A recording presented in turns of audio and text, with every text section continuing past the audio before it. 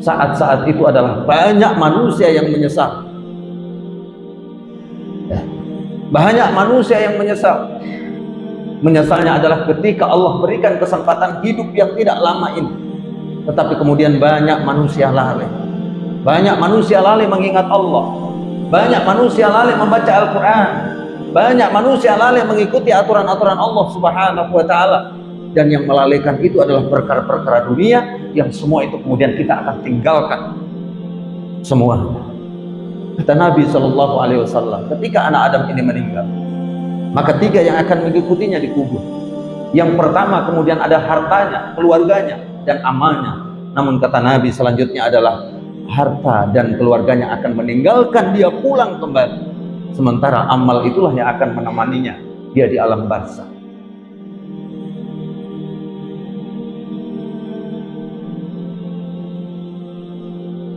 Alhamdulillah. Innal hamdalillah nahmaduhu wa nasta'inuhu wa nastaghfiruh. Wa na'udzu billahi min shururi anfusina wa sayyiati a'malina. May yahdihillahu fala mudilla lahu wa may yudlilhu fala hadiya lahu.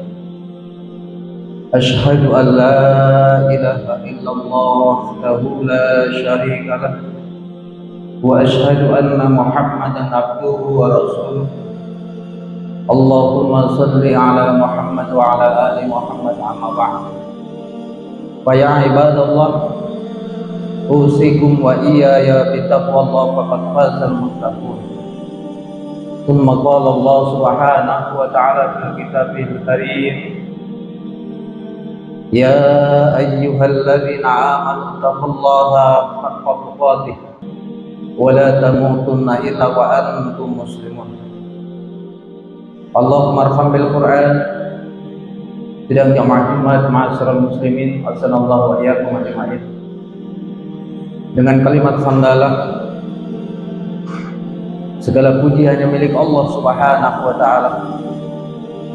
Kita menghaturkan raja puja dan puji syukur kita kepada Allah, karena tidak ada nikmat yang bisa sampai kepada kita, sekalipun itu satu kedipan mata, sekalipun itu satu tarikan nafas, sekalipun itu satu tetes air, kecuali semata-mata itu semua adalah perkenan dari Allah Subhanahu wa Ta'ala.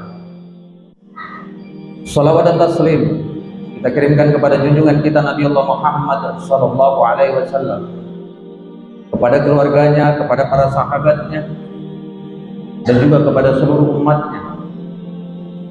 Mudah-mudahan kita semua yang hari ini bertitah-titah dan bersusah payah berusaha secara maksimal untuk kemudian mengerahkan semua potensi kita agar amal-amal kita terselaraskan dengan apa yang dicontohkan oleh Nabi Allah Muhammad SAW, kemudian berbuah manis di yaumil akhir dengan mendapat syafaat dari Nabi Allah Muhammad SAW.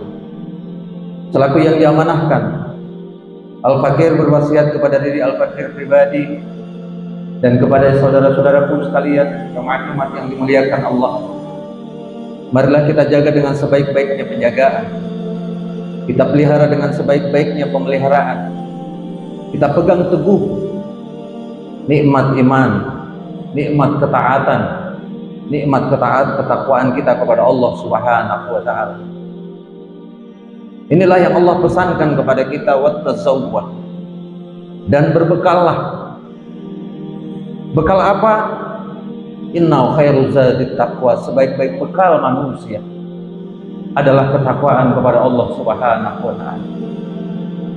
Boleh di dunia kita punya harta, boleh di dunia kita punya keluarga, boleh di dunia kita punya mungkin titel yang panjang, jabatan yang tinggi, namun semua itu akan menjadi kebaikan kita di dunia, terlebih-lebih nanti di akhirat, ketika nikmat-nikmat itu kemudian kita bungkus dengan ketakwaan kepada Allah Subhanahu wa Ta'ala.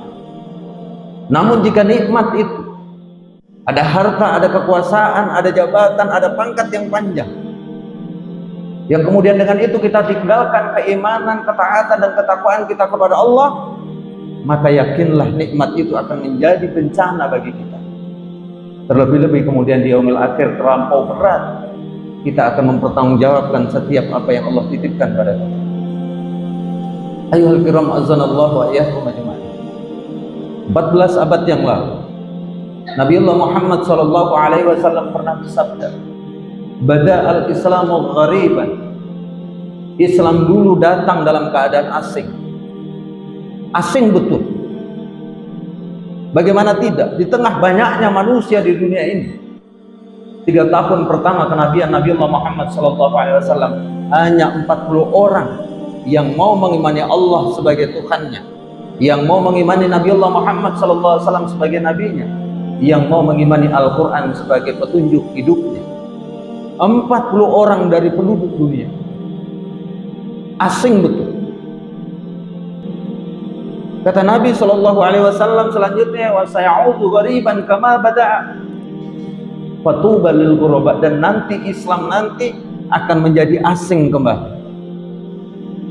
Asingnya Islam nanti dalam banyak hadis dikatakan bukan karena orang yang bersahadat sedikit. Asingnya nanti adalah ketika banyak manusia yang bersahadat, tetapi hanya sedikit manusia yang menjadikan keimanannya sebagai barometer dia berkata, sebagai barometer dia bertindak, sebagai standar kemudian dia mengambil keputusan dan menyelesaikan persoalan-persoalan hidupnya. Maka ketika nanti Islam menjadi asing, akan nampak mudah kita lihat di mana-mana.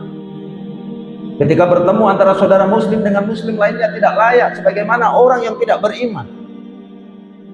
Ketika Nabi SAW kemudian bersabda, "Afsus salam bainakum," tebarkanlah salam di antara kalian ketika bertemu antara muslim dengan muslim yang lain.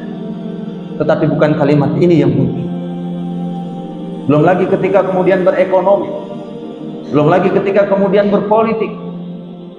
Tidak sedikit di zaman Islam asing kembali, kata Nabi, pada saat itu orang yang kemudian beriman kepada Allah, namun saat berekonomi dan berpolitik dia layaknya sebagaimana orang-orang yang tidak beriman kepada Allah dan Rasul. Apa kata Nabi? Fatuba lil ghuraba, dan beruntunglah orang yang terasing itu.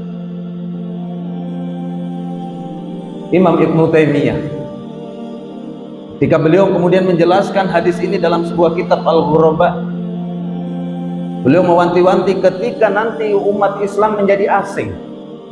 Banyak yang bersahadat namun banyak yang melalaikannya. Banyak yang bersahadat namun ketika dia berpakaian layaknya tidak seperti orang yang bersahadat.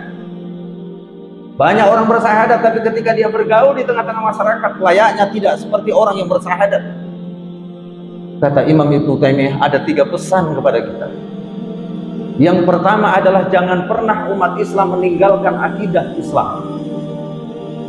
Kenapa? Ketika Islam itu sedikit yang mengamalkan, Islam tidak akan pernah kemudian berubah menjadi agama yang batil setelah dari awal diberikan stempel oleh Allah Subhanahu wa taala, inna dinna indallahil Islam. Tidak ada agama yang diridhai oleh Allah Azza wa Jalla ini kecuali Islam. Bahkan Allah kemudian menegaskan dalam surat Al-Bayyinah, innal ladzina kafaru, sesungguhnya orang-orang kafir. Siapa orang kafir itu? Min ahlil kitab wal musyrikin, mereka dari kalangan ahlul kitab dan orang-orang musyrik. Fi nari jahannam khalidina fiha ulaika hum syarrul bariyah. Mereka akan dimasukkan ke dalam neraka jahanam dan kekal di dalamnya. Mereka adalah seburuk-buruknya makhluk Allah Subhanahu wa taala. Makanya pesan khotib di setiap mimbar di Jumat apa itu? Adalah wala tamutunna illa wa antum muslimun. Jangan kalian mati kecuali kalian dalam keadaan Islam. Ini yang Allah kemudian wanti-wanti kepada kita.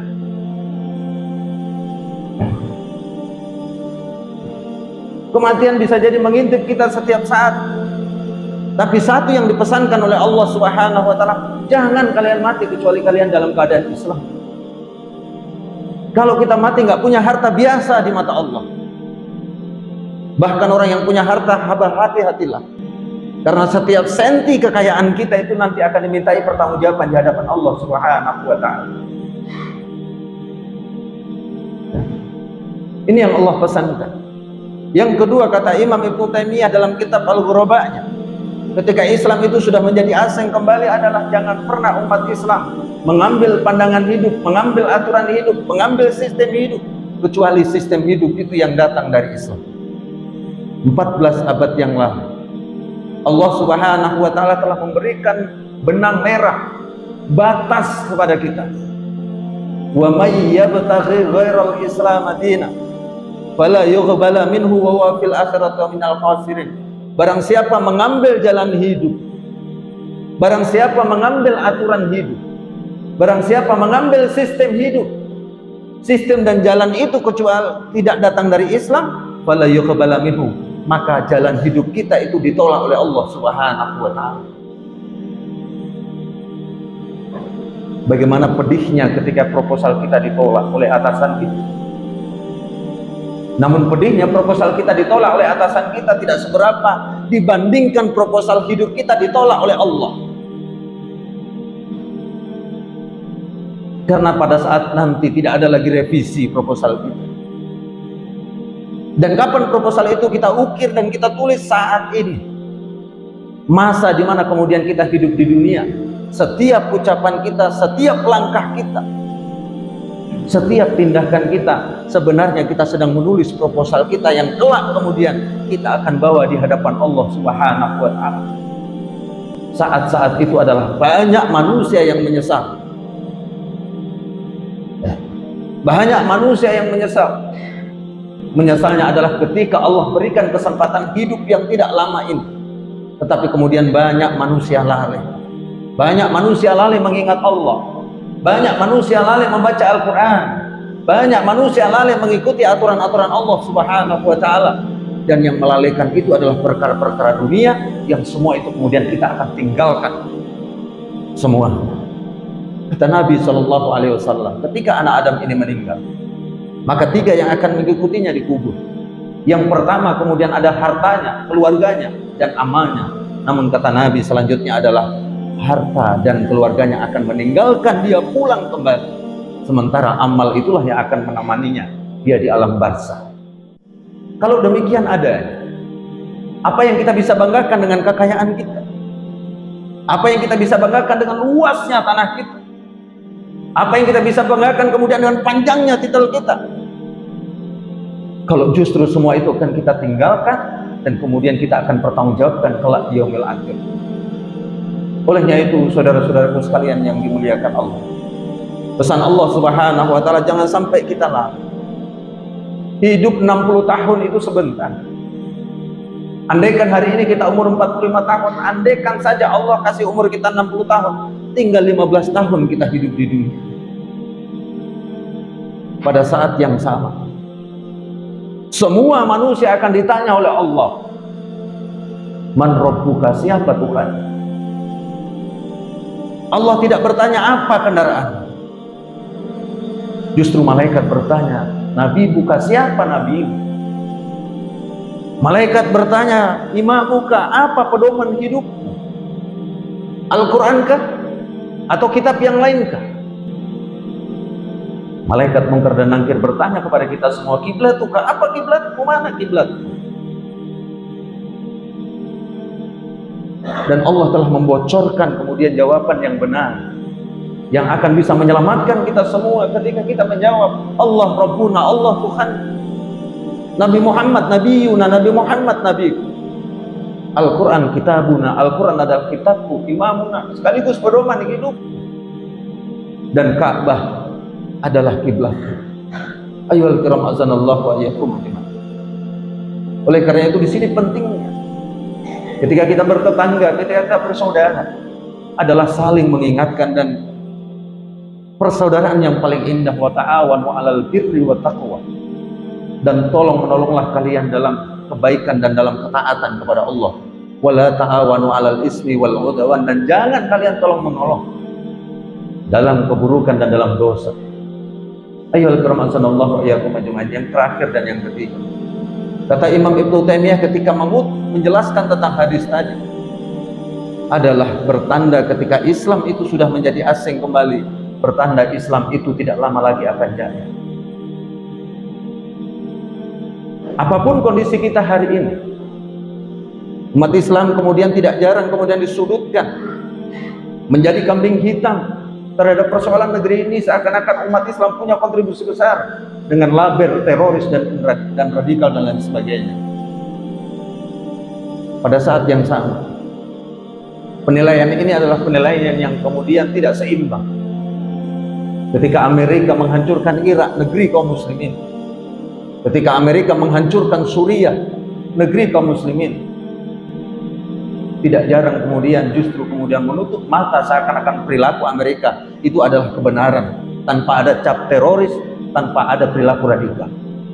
Tetapi yakinlah, kata Imam Ibnu Taimiyah, tidak akan terjadi hari kiamat sebelum umat Islam ini menang kembali, sebelum umat Islam ini jaya kembali.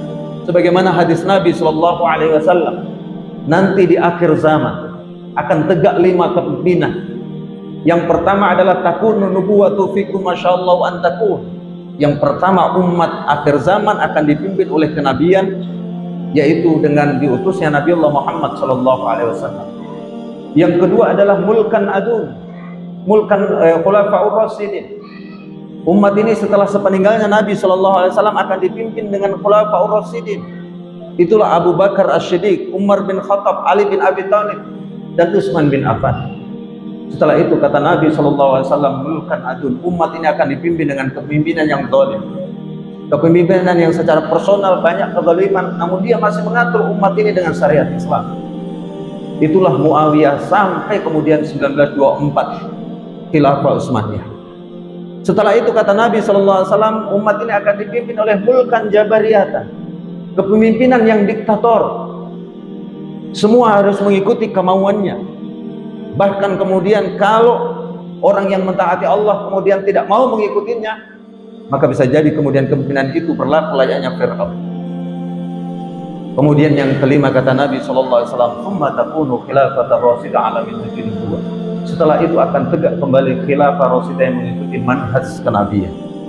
Summa sakatan, kemudian Rasul diam. Ayyuhal kiram azanallahu wa iyyakum. Oleh karenanya itu, ketika Allah takdirkan kita menjadi muslim di hari ini, yang kemudian berbagai macam yang haram menjadi halal, bahkan yang halal kemudian kalau bertentangan dengan kepentingan pribadi, kepentingan ormas, kadang-kadang kepentingan politik, yang halal kemudian dijadikan haram, seakan-akan kemudian tidak boleh dilakukan.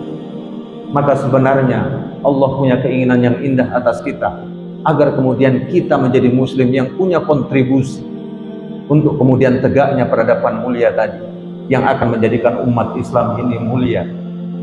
Dengan kemudian ketika di tengah-tengah kita diatur dengan syariat Islam secara kaum, mudah-mudahan Allah ringankan hati kita, Allah ringankan langkah kita, Allah ringankan kemudian pengorbanan kita, baik pikiran, dana maupun kemudian tenaga, untuk kemudian mensyukuri nikmat Allah tadi dengan memberikan kontribusi yang baik untuk kemudian kemajuan Islam dan kaum muslimin.